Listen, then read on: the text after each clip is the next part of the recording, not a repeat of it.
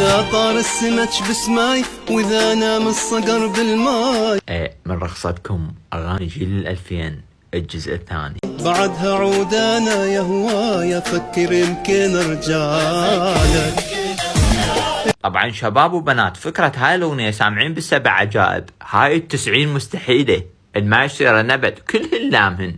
ليش؟ خلونا نفتهم ليش. إذا مطرت ترى بتموز وإذا النخلة تخضر موز وإذا التينة تذيب لك لوز. هنا شوي أحب أستوقفك، شنو ذنب النخلة تخضر موز على مود انت ترجع لحبيبتك؟ زين التينة تذيب لوز ليش هذا التغيير والتلاعب بجناس الكائنات الحية البريئة؟ يعني نباتات ما لهن علاقة بأم الموضوع، انت ومصنقور.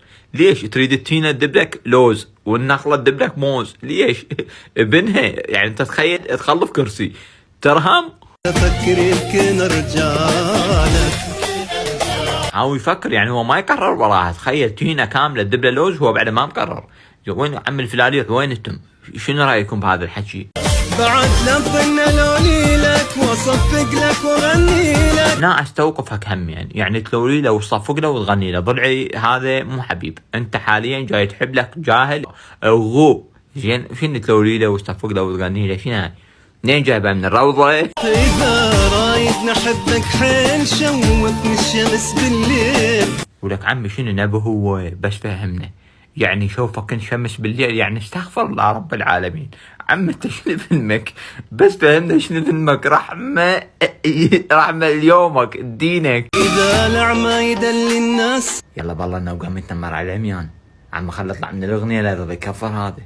اذا الشمعة طبت الدموع واذا اللحظة تصير اسبوع. اللحظة تصير اسبوع.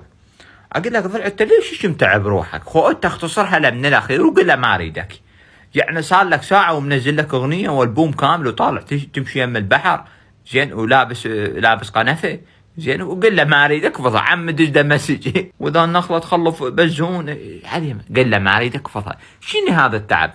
عم شنو الطلاقيع السوداء هاي؟ بس فهمونا.